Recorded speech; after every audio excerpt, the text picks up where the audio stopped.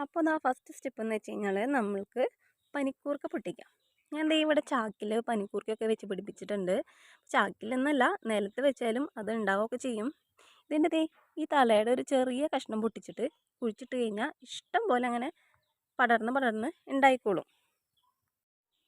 അപ്പം ഇതിൽ നിന്ന് ഞാനിപ്പോൾ ഒരു ചെറിയൊരു ഇല പൊട്ടിക്കുന്നുള്ളൂ. ഇതാ ഈ ഒരു ഇല മതി നമ്മൾക്ക്, ധാരാളമാണ്.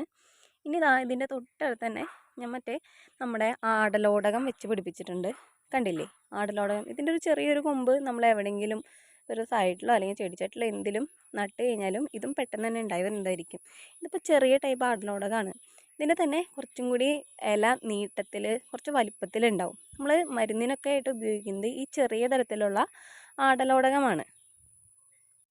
ഇതെന്ന് വെച്ച് കഴിഞ്ഞാൽ കുറച്ചധികം കനപ്പുള്ളൊരു ഔഷധമാണ്. ഇനി ഇതിൽ നിന്ന് നമ്മൾക്കൊരു നല്ല 3 ഇല നോക്കി പൊട്ടിച്ചെടുക്കാം.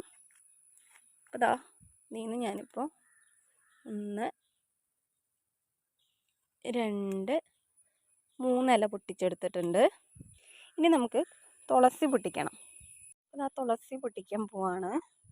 അത് ഇവിടെ നല്ല രീതിയിൽ നല്ലതാ ചുമന്ന തുളസി. ഇതിൽ നിന്ന് നമുക്ക്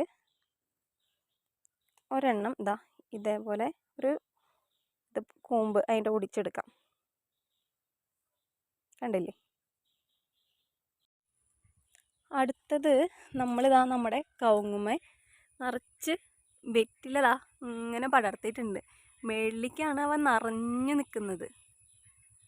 ഇനി ഈ വെറ്റിലേമേന്നൊരു തളിർ വെറ്റില, കന്നി വെറ്റില, അതിൽ നിന്ന് ഇതാ ഇവിടെയൊക്കെ നിൽക്കുന്നുണ്ട്. ഇതിൽ നിന്നൊരു ചെറുത് നമുക്കെടുക്കാം.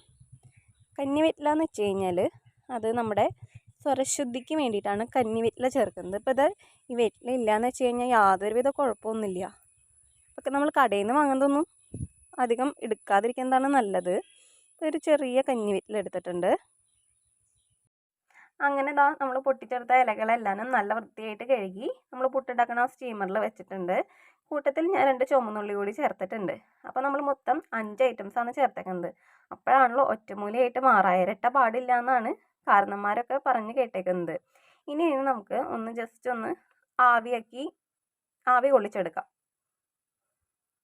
ഇനി ഇതിനടച്ചിട്ട് നമുക്ക് പുട്ടൊക്കെ നമ്മൾ എങ്ങനെ ആവിയിൽ വേവിക്കുക അതേമാതിരി ഒരു 2 സെക്കൻഡ് ഒന്ന് ഇതിനൊന്ന് ആവി കയറ്റാം. അപ്പം നന്നായി ഇതിൽ നിന്ന് നമുക്ക് നീരെടുക്കാൻ കിട്ടും. അതിന് വേണ്ടിയിട്ടാണ്. ഇതാ ഇതിൽ നിന്ന് നല്ല പോലെ ആവി വരുന്നുണ്ട്. ഇനി നമുക്കിത് ഓഫാക്കാം. അത് ഞാനിത് തുറന്നിട്ടുണ്ട്. ഇനി ഇത് ചൂടാറി കഴിയുമ്പോൾ നമ്മൾക്ക് ഇതിനെ നന്നായി ഒന്ന് കയ്യിലിട്ട് ഞെരടി ഇതിന് ചാറെടുക്കാം. അപ്പോൾ ഇതാ ഞാൻ നമ്മുടെ ഇല വാട്ടിയതിനെ നന്നായി പിഴിഞ്ഞ് അതിൻ്റെ നീരെടുത്ത് വെച്ചിട്ടുണ്ട്. ഇനി ഇതിലേക്ക് ഇതാ ഞാനൊരു ചെറിയ ടീസ്പൂൺ തേനും കൂടി ചേർക്കുന്നുണ്ട്. എന്തിനാന്ന് വെച്ച് കഴിഞ്ഞാൽ നമ്മുടെ കുഞ്ഞു കുട്ടികൾക്കൊക്കെ ഇതിൻ്റെ ആ കനപ്പ് ഇഷ്ടപ്പെടില്ലല്ലോ. അപ്പോൾ അവർക്ക് കുറച്ച് മധുരം ഫീൽ ചെയ്യാൻ വേണ്ടിയിട്ടാണ് തേൻ ചേർക്കുന്നത്. അപ്പോൾ തേന് പകരം നിങ്ങൾക്ക് പനങ്കൽക്കണ്ടായാലും ചേർത്ത് കൊടുക്കാം. അതും നല്ലത് തന്നെയാണ്. ഇനി ഇത് ഒരു 6 മാസം മുതലുള്ള കുട്ടികൾക്കാണെന്നുണ്ടെങ്കിൽ ഒരു ഫില്ലറുകൊണ്ട് കുറച്ച് ഏകദേശം ഒരു 0.5 ml ഒക്കെ വെച്ചിട്ട് ഒരു 4-5 പ്രാവശ്യമൊക്കെ നമുക്ക് കൊടുക്കാം. കുറച്ചും കൂടി മുതിർന്ന കുട്ടികൾ 1 വയസ്സൊക്കെ ആണെന്നുണ്ടെങ്കിൽ ഇത് 3 നേരം വെച്ച് ഓരോ ടീസ്പൂൺ വെച്ച് നമുക്കിത് കുട്ടികൾക്ക് കൊടുക്കാം.